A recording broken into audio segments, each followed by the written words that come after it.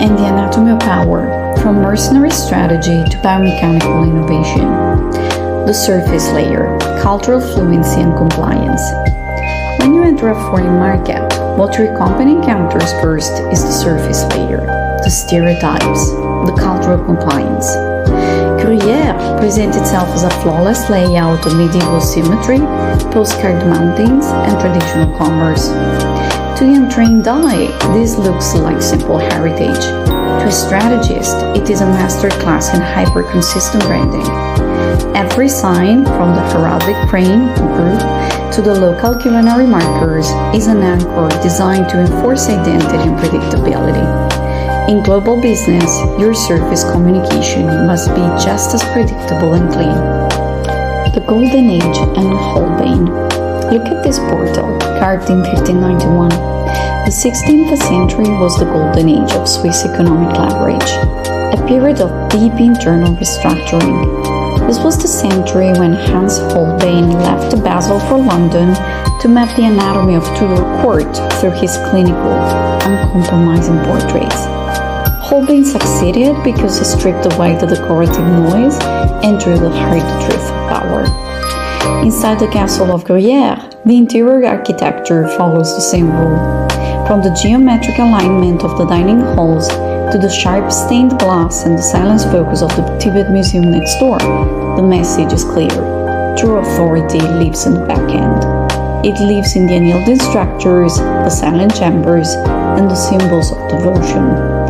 Strategic execution relies on this exact structural depth. The architectural evolution of the fortress. As we move deeper into the fortress, the layers of its 800-year history become physically visible. The interior spaces transition from medieval defenses into the 19th century historicist restoration, led by the Geneva-based Bouvier family, who transformed the castle into an active artists' colony, hosting painters such as Camille Corot and Barthélemy Maine. In the music room stands a significant artifact of this cultural hub, a pianoforte built in Geneva in 1835 for Franz Liszt. Stepping out into the internal courtyard, we encounter the architectural modernization initiated at the end of the 15th century by Count Louis.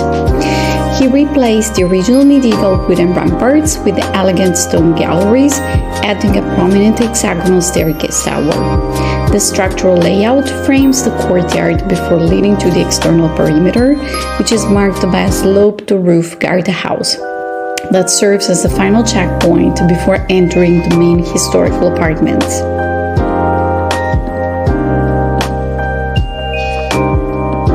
The mercenary metrics, strategic warfare, and Burgundian booty. But Switzerland was not built on peaceful neutrality. Neutrality is a modern diplomatic asset. Historically, the Swiss were the most lethal, highly vetted mercenary metrics in Europe, the literal reason why the Pope's Swiss Guard exists today. Inside the Hall of Battles, the frescoes depict the Battle of Morat in 1476. The Swiss did not defeat Charles the Bold through luck. They destroyed the Burgundian Empire using pure mechanical coordination. The halberds and armor you see here were parts of a living system. The infantry square, a human machine designed to absorb the shock of heavy cavalry and crush it with geometric precision. The three magnificent ceremonial capes displayed here are part of the Burgundian booty, the immense wealth stripped from Charles the Bold when his empire shattered against Swiss logic. Notice the trilingual explanation plot. Power in Europe has always required a multilingual fluency. In international negotiation, decoding the opponent's precise linguistic parameters determines its outcome. The biomechanical shift from medieval stone to industrial hardware. Finally, the architecture takes a radical, sharp turn. We leave the medieval fortress to enter the biomechanical world of H.R. Giger. Hans Rudi Giger was a Swiss visionary artist, famous worldwide for winning the Academy Award for designing the iconic creature in Ridley Scott's film Alien.